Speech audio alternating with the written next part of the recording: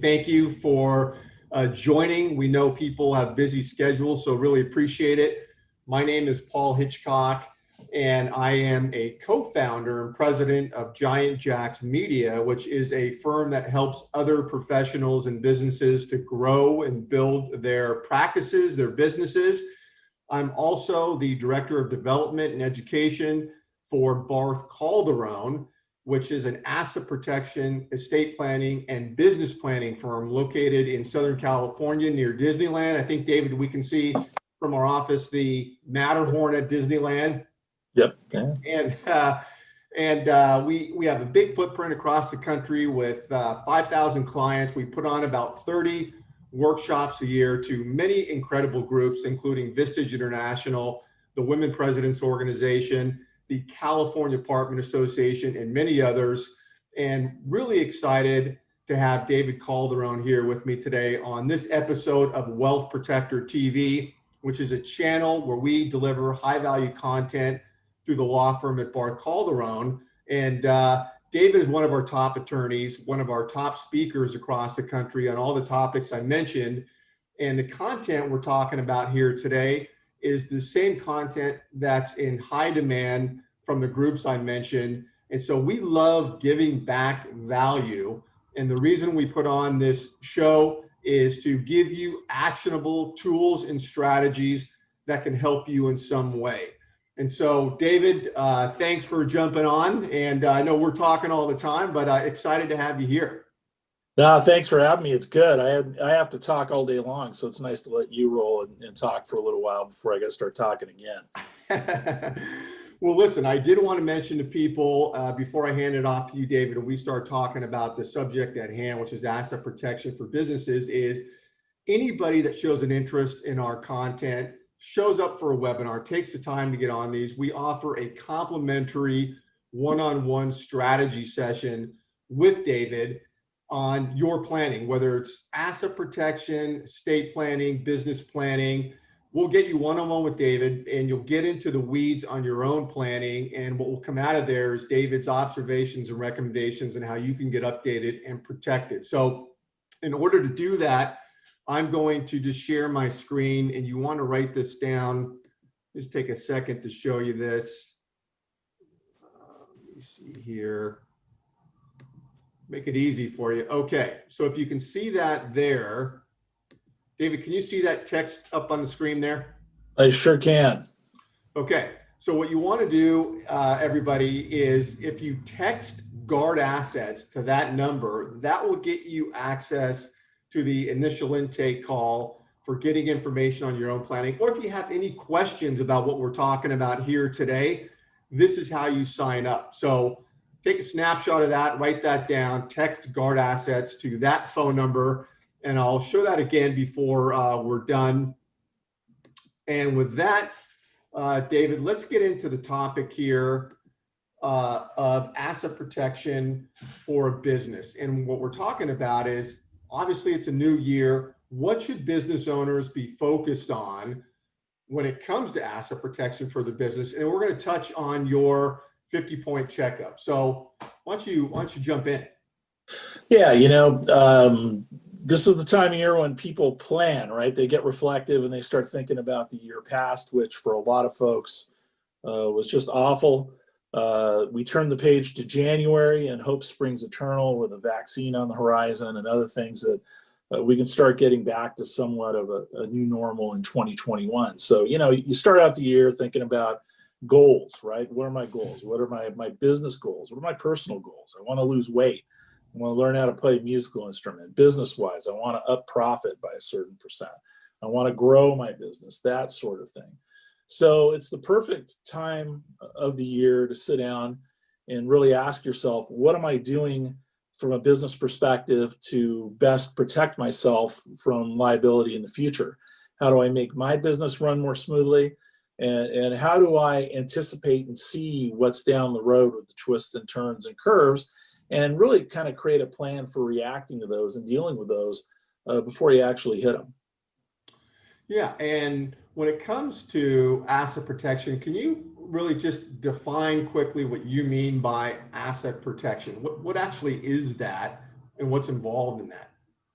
Well, asset protection is not a cure-all or solve-all, but what it is, it's a barrier to protect external threats from your business. And in our case, it's a legal barrier, be it the way your entity is structured, the documents you have, the things that you do in order to prevent people that would do you harm from coming in and raiding your business of your assets, hurting your employees, and ultimately hurting yourself and your family that depends on the revenue that you generate from your business.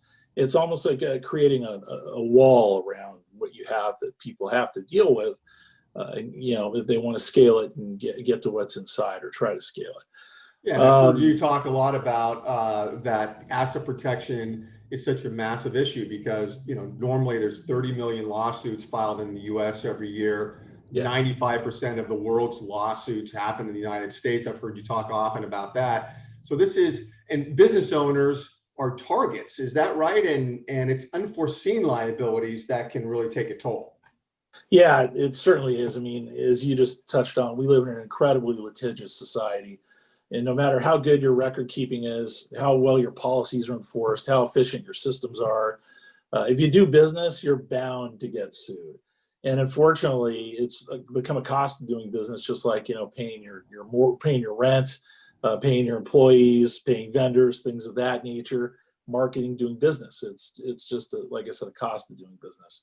And today, unfortunately, your risk of being sued is more closely related to your perceived ability to pay.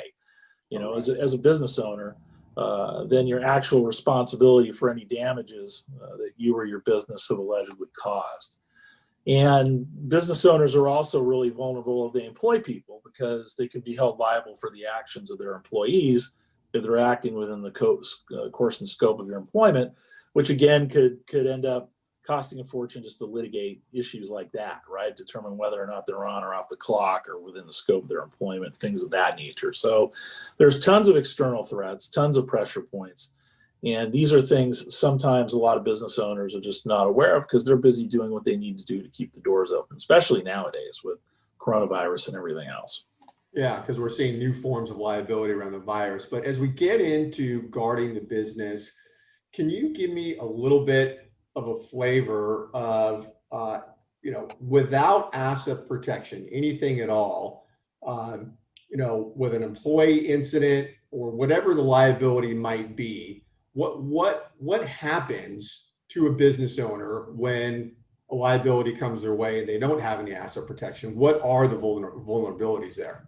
Well, if you have absolutely no asset protection, then you're going to be personally reliable. And I would include even like just basic insurance as part of that asset protection type of scheme. So, if you have nothing, then people can come after you personally. Even your own employees can come after you and try to make you personally liable for any injuries or harm that comes their way, or perhaps for a breach of a contract, for which there's never any insurance coverage for. Those liabilities come directly to you as opposed to perhaps like say a corporation or a limited liability or some sort of a liability shield that you place between your business and the outside folks and yourself. So if somebody, for instance, has signed a personal guarantee for their business and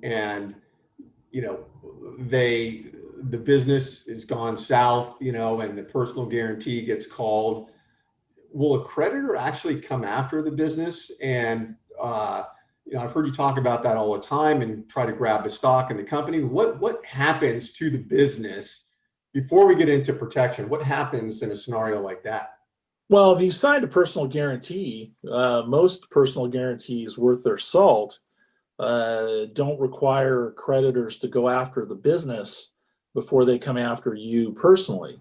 So what's likely to happen is if the business defaults on an obligation, say a loan with a bank, in its simplest form that you personally guaranteed, the bank is going to come after the business and they're going to come after you personally, and they're going to do it at the same time.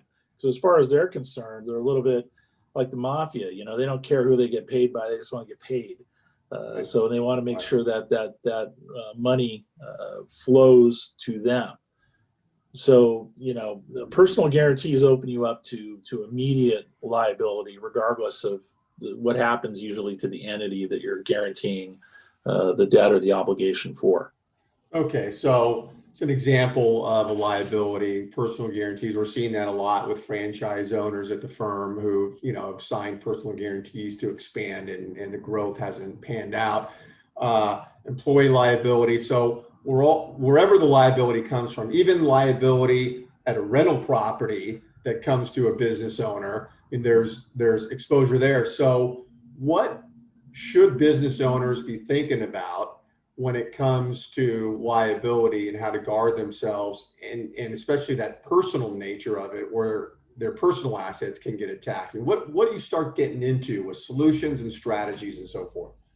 Well, the first strategy obviously would be to make sure that whenever you're going into business in any sort of form, it's best to form a limited liability company or a corporation or something that's going to actually hold the business to where, basically the business and yourself are not really one entity. A business has separate checking accounts, observes separate legal formalities, things of that nature that, shield your individual assets and shield you personally somewhat from liability to others, or liabilities for things you do regarding the business. What does an LLC specifically do? I mean, why is that a good tool to have for a business? Well, an LLC is great because it's a limited liability company. It's just built right in there in the name. So, it's best to do, if you're going to do a limited liability company, even to think about doing multi-member limited liability companies, where possibly you could even bring your family or somebody else on board as a member or an owner of that company. Because basically your liability in a limited liability company is limited to the business first and foremost, and then after that to the extent of whatever ownership interest you have in the company. They're difficult to break through.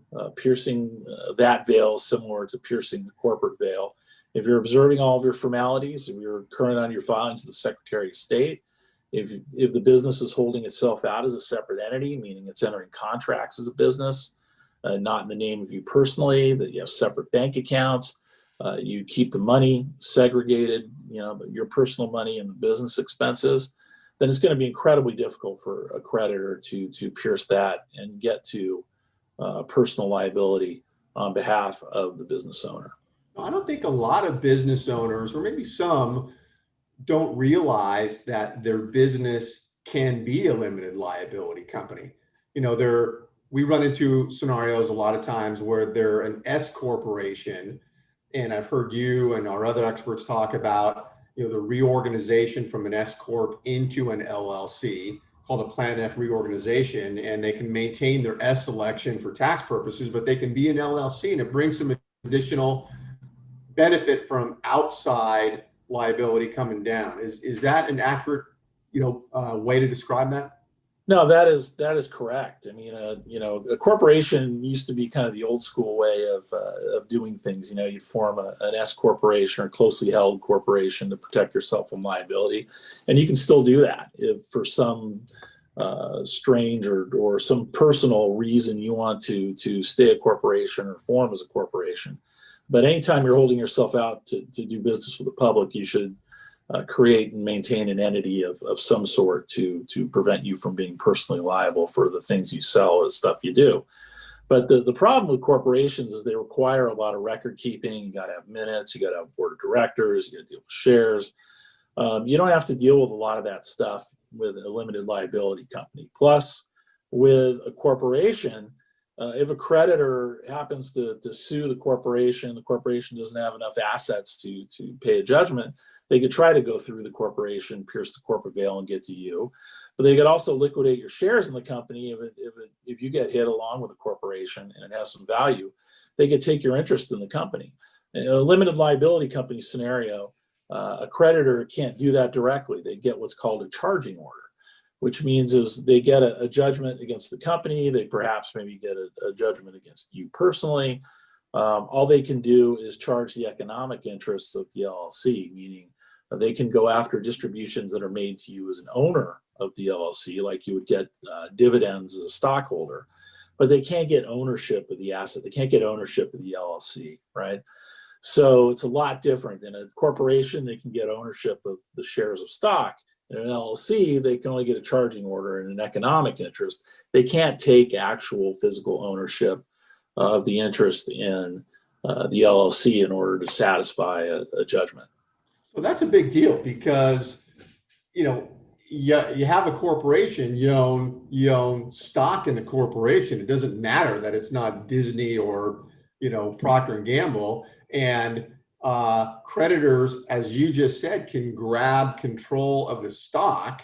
They'll take that all day long. And that scenario doesn't exist with a limited liability company. So interesting. That's correct. Yeah. And there's a lot less formalities that are involved with a limited liability company than a corporation. Like I said, you don't have to have a board of directors. You don't have to have board meetings, shareholder meetings. You don't have to observe those types of formalities.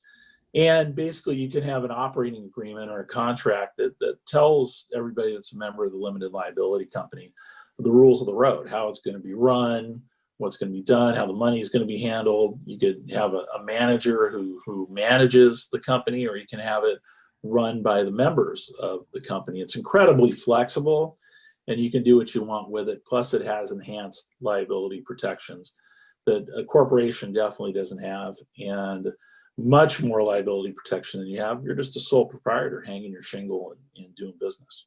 What about buy-sell agreements, David? I know you brought this up offline. You and I were chatting a bit about that, but how does that factor in? We've got people that own a business here, they have business partners. What do we need to know about buy-sell agreements? Buy-sell agreements these days are an absolute must, especially in light of the pandemic and what happened last year in 2020 and what seems to be getting worse and is still happening in the early part of 2021. Buy-sell agreements are almost like prenuptial agreements for business owners, if you like. Basically, the business owners get together and they determine what's going to happen to the business if something really bad happens. If one of the partners or shareholders or members of the company dies or gets divorced or becomes disabled, or if one of them wants to sell. One of them just doesn't have the money to go on anymore and wants to get out. It provides a roadmap for how you deal with those problems. It's really kind of set it like a prenuptial agreement would do in a marriage. Buy-sell agreement in a business would basically tell you what's going to happen when you guys decide to go separate ways. This is how things are going to play out. And it's a way of negotiating an exit and limiting the legal costs later on, because let's face it, litigation involving I deal with a lot of disputes. I do a lot of litigation, and I deal with a lot of disputes between partners and former business owners, and those things can run up astronomical bills. So what a buy-sell agreement does, it limits the legal cost, legal exposure, provides the party that's leaving with an economic benefit because they can get cashed out by insurance or by a promissory note and a set agreed upon value of the business. It just really it navigates the exit at the end of the relationship, because let's face it, most relationships, especially business relationships, they're going to end at some point. Do you build asset protection provisions into the buy-sell agreement? Yes, we have there are non-compete agreements that are usually part of buy-sells, fiduciary duty obligations, things of that nature. There's asset protection structures that are basically integrated into those documents, and the buy-sell agreement itself is part of an asset protection a vehicle or plan of attack. Because really what happens, it's meant to protect the business first and foremost. You have a business, you may have employees whose jobs depend on this stuff. You've got the business owners and their families who depend on the income. And so you want to build things in there that are going to also protect from external threats as well. Not only external threats to the business, but external threats to the business owners. Like if something happens to them, there's a bankruptcy or a liquidation involving one of the owners. You want to make sure that, one small torpedo is not going to sink the entire ship. Is it true that if you've got a business partner, whether it's in rental property or some other business, you own something together, you are naturally exposed to each other's liabilities? And so Uh, a personal liability to your business partner, for instance, their spouse gets in a car accident and they're dealing with some liability, or they've got an IRS tax thing going on over there. Because you own something with them, that's a risk that you have when you have a business partner, right? And we want to kind of put up that wall in between that. you certainly do, and that's 100% correct. Having a business partner is a lot like having a spouse. It's Yeah. yeah, it's you guys are together a lot of times for better or for worse, and you take on a lot of the obligations or the problems that your business owner has, and you have those limitations too. So yes, it's always good to try to build, some sort of a wall between you and their problems, as well as building a wall between yourself and problems that are brought in by outsiders as well. Got it. So let's get into your kind of 50-point checkup, which is sort of the best practices for business owners going forward. What do owners need to be focused on here? What are your best practices? Well, to go back in, I guess, to the 50-point checkup, Yeah. really, this is the perfect time of year to do it. Beginning of a new year, coming out of hopefully the pandemic and entering into some sort of a world where we can achieve some sort of herd immunity and get back going.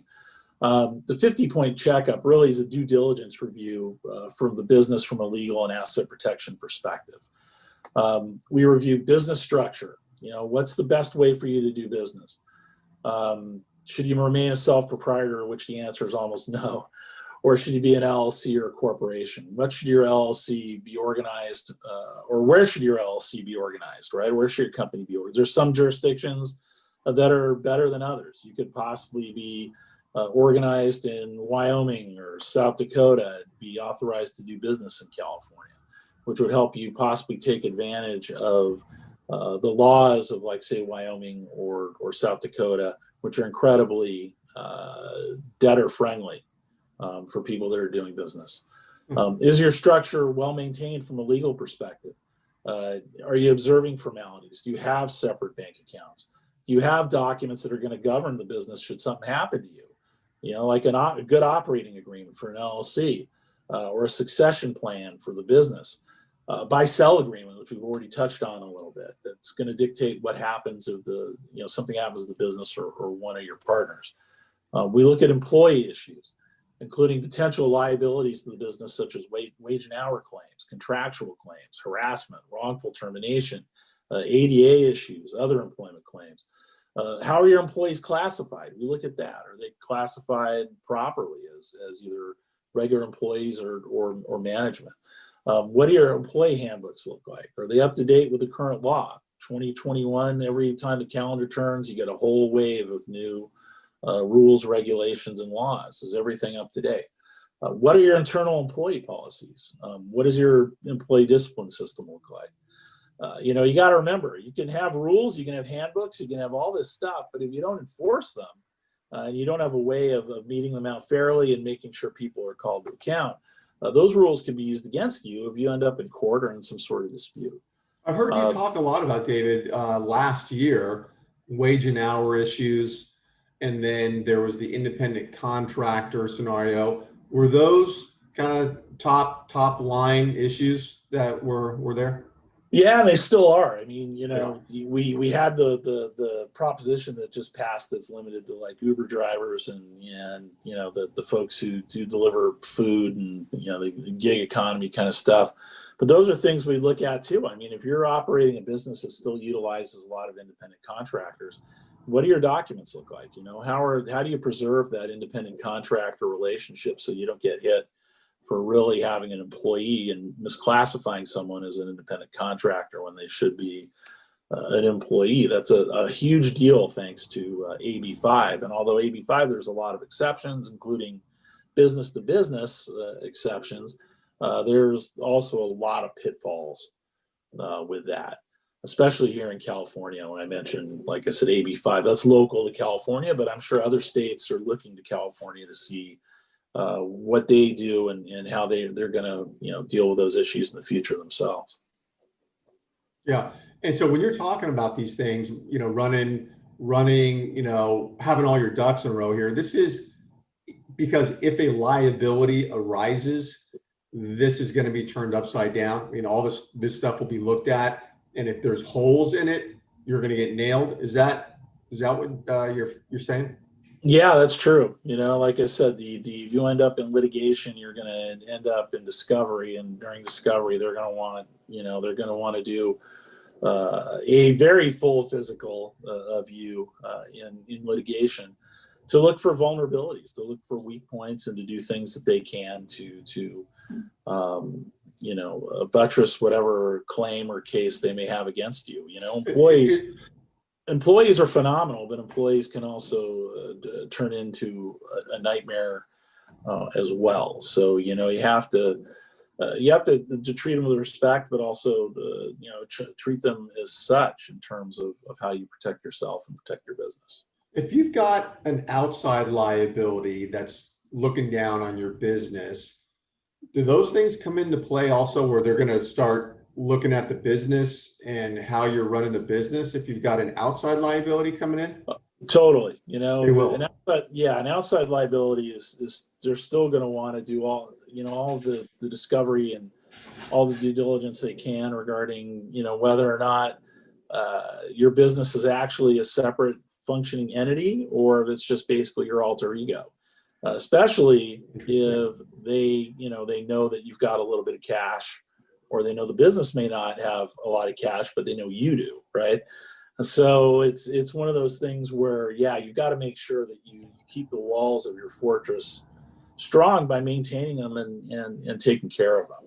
So here's something I want to ask you about. And this was something that we ran across at our firm, is that a landlord had rental properties, also was the founder of his own business outside of the rental property. So successful business, and I think this story is repeated a lot in places. Successful business owner has rental properties are building up. At the rental property, they got nailed, and this was in San Francisco, with a mold claim.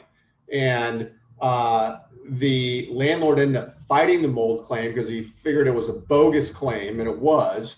And he lost, and it was $400,000 to the tenant plus attorney's fees, which were $1.2 million. So $1.6 million liability to that landlord, and the insurance got out of it because they said, because of the way the mold developed, we're not touching it. So personal liability to the landlord.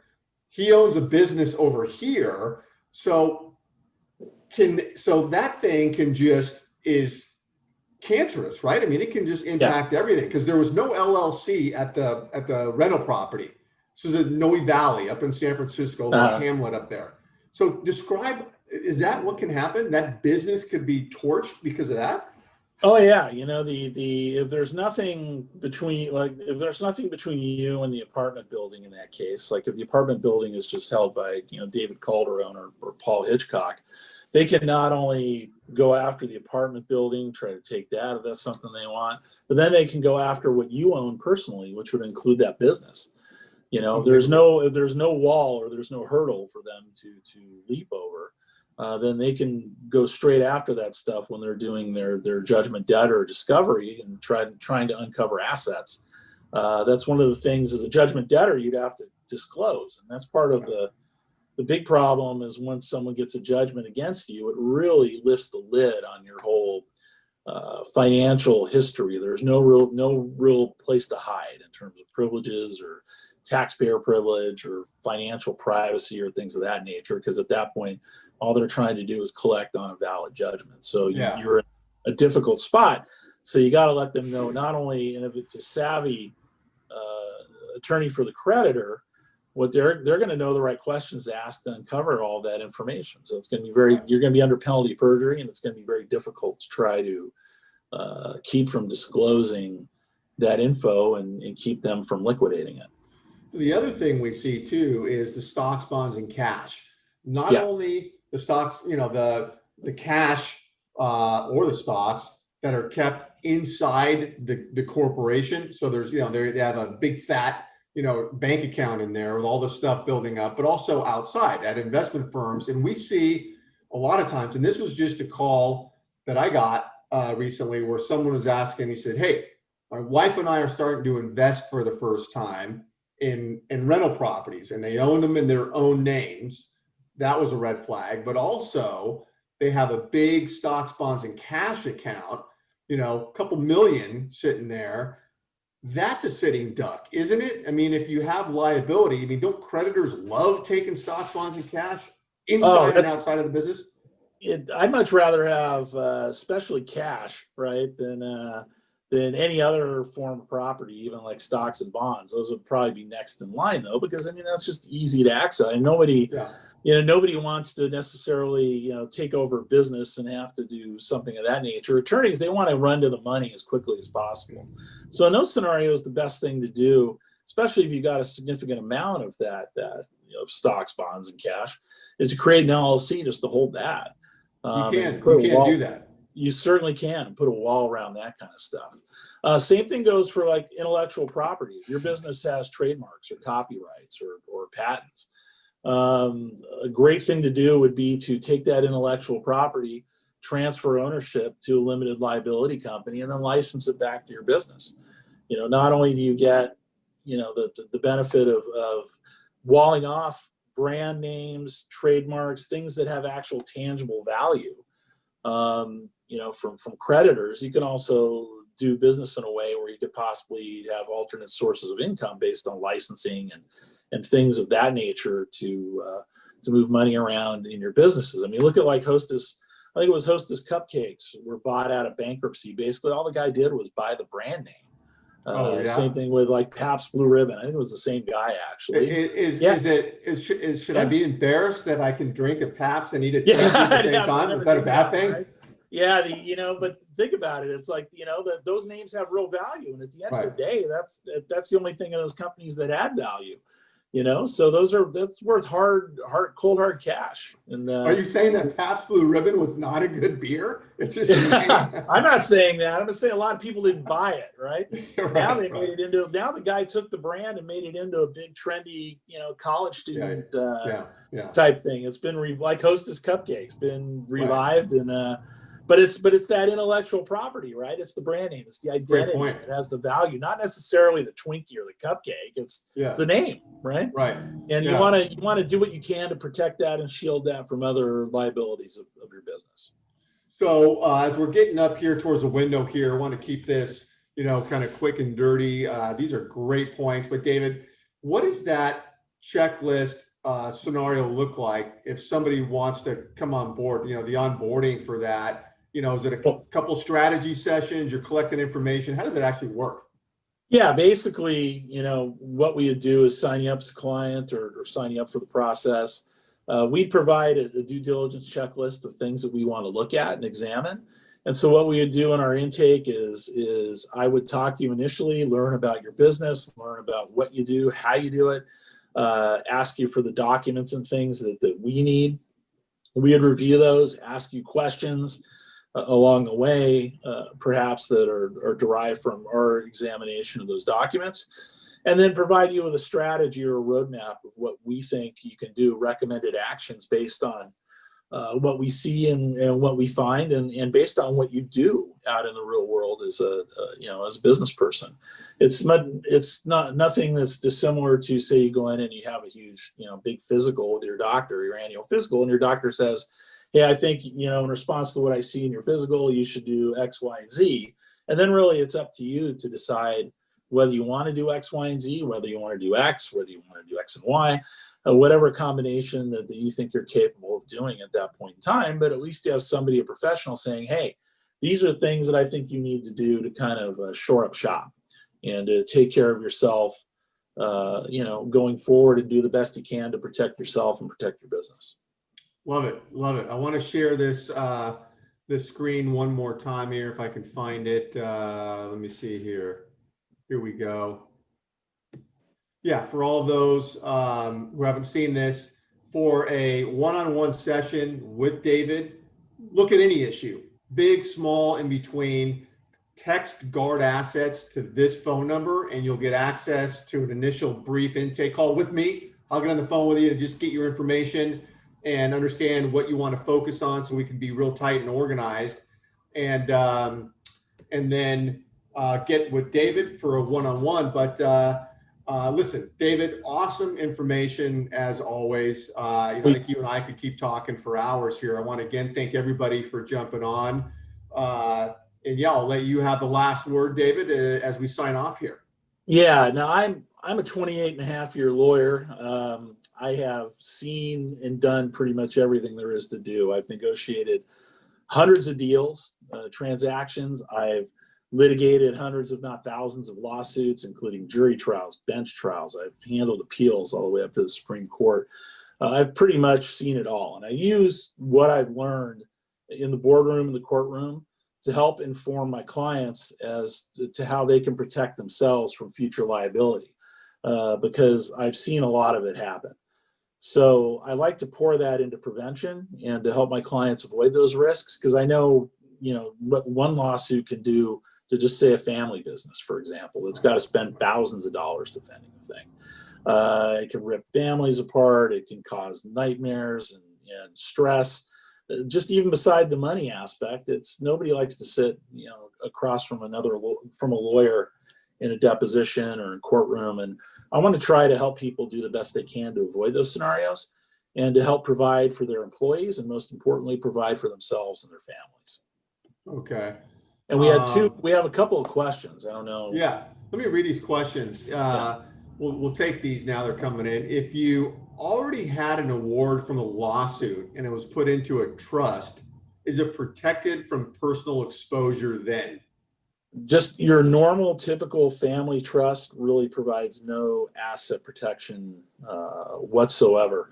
I'll take that back. But the only asset protection it could provide is if you have a property that may be entitled or owned by a trust with a name that's different than your own. It may be a little bit more difficult for someone to find, but in the end, they're going to be able to get to it. So for post-judgment planning, things like that, I would not recommend a family trust as a vehicle for that. Okay. Let me just see if there's a follow. Yeah, and then the question here is the cost. Someone's asking about the cost for the consultation. So we've got a free, the initial call with me and David is a complimentary strategy session. So you get on with me for a few minutes, I get your information, we get you to David. There is no charge for that. And you and David can have a discussion and, it gives you a chance to really kick the tires, talk to David, explain your situation.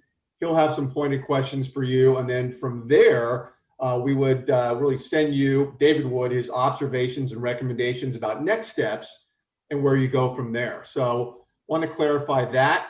And one of the last questions we have here is liability dealing with kids. So are you, I've got 4 kids. I got 3 kids driving cars. It's why I've got the gray hair, David. Yeah, I got a couple myself. Yeah, it's insane. So I know. Luckily, I'm with you and the firm. I know how to protect myself and my family from. I have 3, kids driving cars around. What would be your answer to that? My answer to that would be if they're under the age of 18, then absolutely. And if they're over the age of 18, depends on the circumstances. Right. If you entrusted them with a vehicle, for example, and you knew that they had an issue before climbing behind the wheel, like an issue with drink or drugs or whatever, and they hit somebody, you could be responsible for that. So there are other instances where even after they've reached the age of maturity and adulthood, where you could still be liable for something that they do wrong on the road or out in life or what have you. Through negligent entrustment stuff. So I would say, under the age of 18, pretty much definitely for everything. Over the age of 18, depends on the circumstances. Yeah, you gotta be careful. Yeah, depends on the circumstances. Yeah, depends on the circumstances. All right, David, thank you. Thanks again, everybody. David, we're going to have you on again, and appreciate everybody's time. Thanks so much. Thank you. No, thanks, guys. It was a pleasure. Thank you. Okay.